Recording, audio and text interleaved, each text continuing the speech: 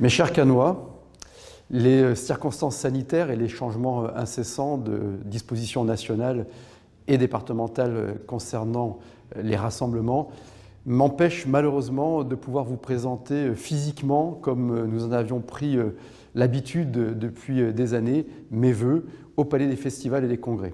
Sachez que je le regrette vivement parce que rien ne remplace les rencontres physiques. Heureusement, j'ai la joie chaque jour, dans mon quartier, dans mes tournées dans la ville, de vous rencontrer nombreux et de pouvoir échanger avec vous. En tout cas, je tenais, par cette vidéo, à vous souhaiter du fond du cœur une très belle et très heureuse année pour vous, pour tous ceux que vous aimez, pour vos proches. Bien sûr, une année de santé. C'était une évidence avant la crise Covid que de se souhaiter des vœux de bonne santé. C'est encore plus une évidence aujourd'hui en pensant à toutes les familles qui affrontent la maladie, qui parfois sont endeuillées, qui souffrent, pas simplement par le Covid, mais aussi tous ceux qui affrontent des pathologies récurrentes, lourdes, graves, qu'elles soient psychologiques ou psychiatriques ou bien sûr physiques. Et je pense aux nombreuses familles d'entre nous qui affrontent de façon directe ou indirecte ce fléau, par exemple, qu'est le cancer. Je vous souhaite du fond du cœur donc une belle et heureuse année, d'avoir ce bien précieux qu'est la santé, puis d'avoir surtout cette vitalité qui permet de faire de belles rencontres, des rencontres physiques, des rencontres intellectuelles, des rencontres sportives, pourquoi pas en tout cas, de cheminer dans la vie avec toujours appétit et le plaisir d'être bien avec soi-même et la joie ultime d'être bien avec les autres.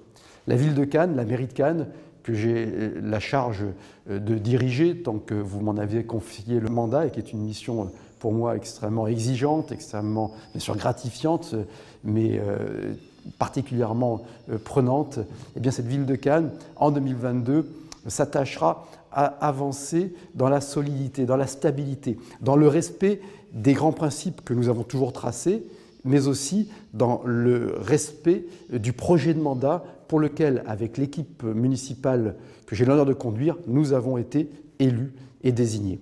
Je ne ferai pas ici de bilan, mais en revanche, j'évoquerai quelques actions que nous allons mener dans cette année 2022, des bâtiments, des voiries qui seront inaugurés, des services qui évolueront dans le respect des principes qui sont les nôtres.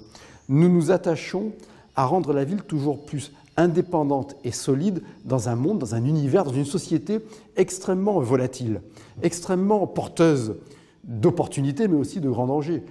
Sans faire d'analyse géopolitique, tout le monde sait que les tensions entre les États-Unis et la Chine, qui se traduisent par exemple en mer de Chine, également les rivalités qui peuvent opposer l'Union européenne et la Russie, les immenses potentialités de l'Afrique, mais aussi les soubresauts de l'Afrique, les flux migratoires, les menaces du totalitarisme islamiste, bref, tout cela fait peser sur le monde des dangers qui renvoient à la nécessité d'avoir une France forte, une France indépendante, une France qui, dans l'Europe, puisse se défendre et rayonner si nécessaire.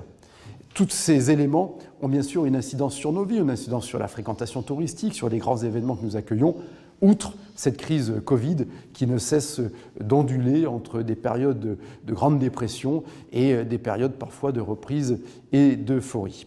Je ne commenterai pas la façon dont la crise Covid est gérée, mais je veux juste rendre hommage à l'hyper-réactivité, au grand professionnalisme des professionnels de santé en général, dans notre ville en particulier, qu'ils soient de médecine de ville, la médecine libérale dont on ne parle pas assez en France et qui est pourtant un maillon, le maillon essentiel des soins, mais aussi publique et hospitalière. Je tiens aussi à rendre un hommage très intense, très vif, très sincère à toutes les équipes qui m'entourent, qu'elles soient municipales, intercommunales, élus ou d'agents, et celles et ceux qui se sont engagés dans la lutte contre le Covid, par les soins apportés aux personnes isolées, aux personnes âgées, aux personnes handicapées, par l'organisation du vaccinodrome qui a fait modèle en France, un des tout premiers en France avec des résultats extrêmement notables. Le dévouement, la compétence, l'engagement sont au cœur des missions de chacun et au nom de tous les Canois dont je veux leur exprimer ma gratitude, ma reconnaissance et mon admiration.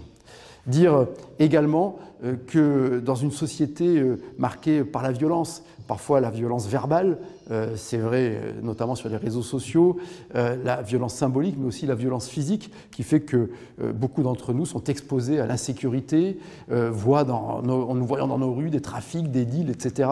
Les élus eux-mêmes sont de plus en plus exposés, notamment les élus locaux, mais aussi les parlementaires. Et il est vrai que sur le plan municipal, en France, je le vois dans ma fonction de président de l'Association des maires de France, beaucoup de maires, d'adjoints au maire, parce qu'au quotidien, nous prenons des actes pour assurer la paix sociale. Nous intervenons sur des conflits de voisinage, nous faisons fermer des établissements qui posent problème. Donc nous sommes confrontés physiquement à des situations tendues. Bien, malheureusement, beaucoup d'élus, eux aussi, sont victimes de ces incivilités et parfois de cette insécurité qui frappe la société française malgré la doxa officielle. Tout cela crée un contexte particulièrement difficile. Et le devoir qui est le nôtre, qui est le mien, c'est de créer de la stabilité dans l'action municipale. Cette stabilité qui est en fait le fruit d'une grande réactivité, d'une grande adaptabilité, mais aussi d'une grande constance dans les objectifs poursuivis, nous permet, et j'espère vous permet, de ressentir de la sérénité au regard de l'action municipale. Il y a beaucoup de problèmes dans notre ville, rien n'est parfait. Je suis toujours effaré de voir qu'il y a autant encore d'actes d'incivilité. Nous affrontons des difficultés financières fortes parce que nous avons soutenu les professionnels du tourisme et que nous avons eu un effondrement des recettes. Mais grâce à une méthodologie précise, pointue, volontariste, d'organisation en permanence des services, de motivation des formidables agents municipaux et intercommunaux, de rénovation des process, de modernisation de l'outil de travail et d'un micromanagement qui tient compte des réalités de chaque service, nous avons réussi toujours à digérer les difficultés affrontées. Ce fut le cas, bien sûr, avec la tragédie du 3 octobre 2015, avec les attentats qui ont frappé la Côte d'Azur et qui ont eu des incidences sur l'activité touristique, avec les inondations aussi de 2019 et d'autres phénomènes que nous avons dû affronter. À chaque fois, nous avons su améliorer notre productivité, nous avons su réduire des dépenses de fonctionnement, réduire le train de vie de la ville pour dégager des marges de manœuvre qui permettent d'assurer un bon service public au quotidien, notamment pour ceux qui souffrent, mais aussi un bon service pour dynamiser la cité, dynamiser notre ville, améliorer son attractivité et sa qualité de vie. Cela, en 2022, nous le poursuivrons. Constance et adaptation pour être solide et pour que Cannes avance. Nous le poursuivrons avec, bien sûr, le respect de nos fondamentaux financiers. Cette année encore, la dette municipale diminuera puisque nous diminuerons encore en 2022 la dette de la commune de 3 millions d'euros. C'est assez exceptionnel en France. Malheureusement, la dette publique explose. À Cannes, eh bien, nous la diminuons et nous continuons de le faire. Grâce aux capacités d'autofinancement que nous dégageons, nous pourrons continuer d'investir dans les quartiers tout en diminuant la dette et en préservant les contribuables. Il y aura zéro augmentation des taux d'impôt de la commune et aucune fiscalité additionnelle sur les ménages intercommunaux. C'est un cas unique pour une communauté d'agglomération en France. Et ce qui nous permettra, donc dans le respect de cette orthodoxie financière, tout en continuant notre action pionnière et volontariste contre l'incivisme, qui est le fléau de notre époque, eh bien de déployer le projet de mandat. Et en 2022, par exemple, je ne vais pas être exhaustif ici, mais vous êtes tenus informés par différents canaux, y compris par le site de la ville de Cannes, cannes.com, eh bien nous continuerons. En 2022, les Allées de la Liberté connaîtront une phase décisive pour devenir la grande place centrale et provençale de Cannes, être mieux gérée en termes de sécurité, de fréquentation, comme nous l'avons réussi sur le cours Félix Faure, et d'avoir une belle place digne de notre ville, bien fréquentée, esthétique, avec une belle végétation. Nous allons renforcer la végétation une fois que nous aurons remplacé les platanes qui étaient malades et qui, vous le savez, tombaient régulièrement. Les Allées de la Liberté, je pourrais parler également de la Croisette, puisque nous désignerons le lauréat du concours international que nous avons lancé pour que la Croisette retrouve son lustre et soit régénérée dans sa capacité d'être la vitrine mondiale de Cannes. C'est important pour tous les quartiers. Moi, je n'ai jamais opposé le quartier République où je vis, par exemple, ou les secteurs de La Boca ou Suquet à la Croisette. Tout cela fait partie de notre belle ville de Cannes. À La Boca, précisément, le ponton de la Darse sera inauguré. C'est une opération à laquelle je suis très attaché, sur un site qui appartient à l'État, qui a été abandonné par l'État. La ville a récupéré la gestion du site. site, malheureusement pas la propriété, mais nous allons faire une belle promenade publique, une belle jetée sur la Méditerranée, où nous pourrons déambuler, nous promener, faire du sport, aller à la pêche, contempler les paysages de l'Estérel sur ce ponton de la Darse, juste avant l'opération Boca Cabana 1 que nous avions inaugurée il y a quelques années. Et puis, toujours à la Boca, la rue Monte-Carlo, par exemple, fera l'objet de travaux. Certaines rues seront rénovées. Le projet Nouvelle Frayère entrera dans une phase toujours plus active, avec, par exemple, le choix du lauréat pour le bâtiment sport et santé, qui sera un des piliers forts de l'attractivité et de la nouvelle attractivité de la Nouvelle Frayère. Les travaux intellectuels autour de la future halle et du futur parking souterrain aboutiront et nous inaugurerons dans les prochains mois la salle des fêtes de la Boca. Dans d'autres secteurs, l'avenue de Grasse continue sa transformation, son amélioration en termes de qualité de vie pour les riverains, mais aussi pour soutenir les commerces de proximité. Et nous inaugurerons la nouvelle phase de travaux qui relie le haut de l'avenue de Grasse, c'est-à-dire depuis l'école Jacqueline de Romilly jusqu'à la limite communale du Canet, avec une avenue arborée, végétalisée et un renforcement de la vidéosurveillance. Le centre-ville, lui aussi, bénéficiera et bénéficie de travaux en cours, puisque le secteur de la rue Hoche, avec les rues Vagliano, les rues de 24 août, les frères Casanova, sont en travaux, vous verrez, avec le choix de matériaux extrêmement nobles, des pavés, de beaux éclairages publics pour renforcer la commercialité du secteur, mais aussi le cadre de vie des riverains qui ont la chance d'être dans ce secteur tendance, devenu tendance et dynamique de notre ville. Je n'évoquerai pas plus loin tous les autres projets, mais quasiment tous les quartiers, comme chaque année, feront l'objet d'investissements pour améliorer, je le disais, la qualité de vie et l'attractivité. Une ville, c'est aussi, surtout comme Cannes, c'est aussi de l'événementiel. Et à ce titre, nous aurons plusieurs centenaires à célébrer. Le centenaire de l'Espérance de Cannes, notre belle fanfare du Suquet, à laquelle je suis attaché, c'est un élément identitaire et bien vivant de notre ville. Et donc l'Espérance, avec une pensée émue pour Georges Doma, qui nous a quittés il y a quelques années, eh bien, célébrera ses 100 ans. Nous marquerons aussi un hommage à un Cannois célèbre qui aurait eu 100 ans cette année, qui est Gérard Philippe, grand acteur, grand comédien, né à Cannes.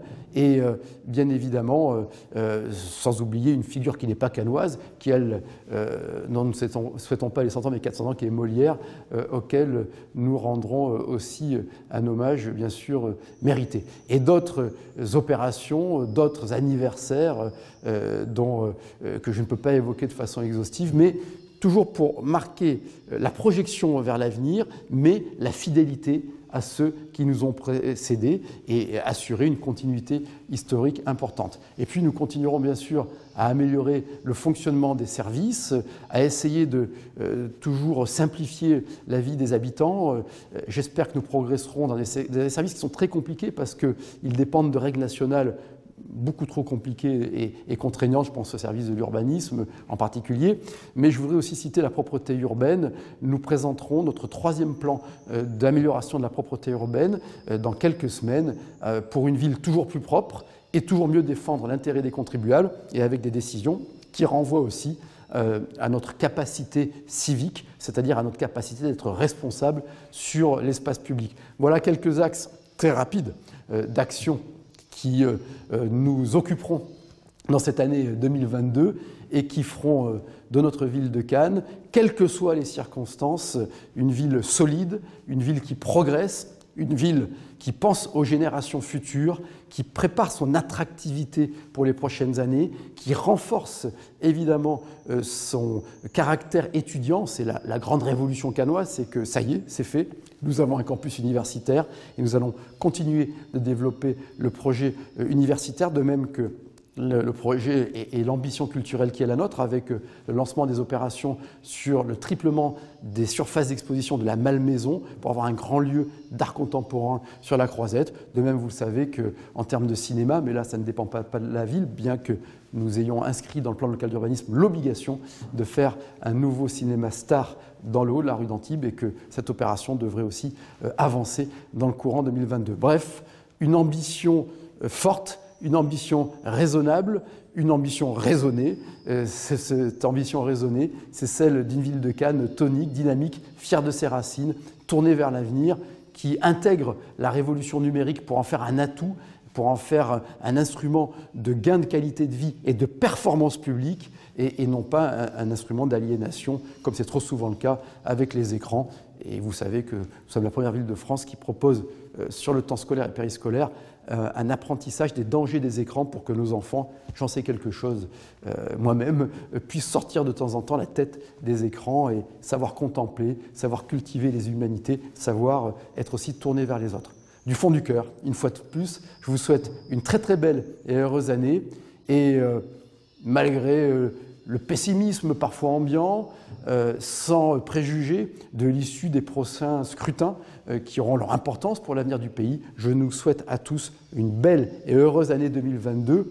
Sur le plan de l'action municipale, nous construirons les éléments qui feront de Cannes une ville toujours plus rayonnante, plus prospère, plus tournée vers le monde et fidèle à ses racines, une ville française, fière d'être française et fière d'être une ville internationale.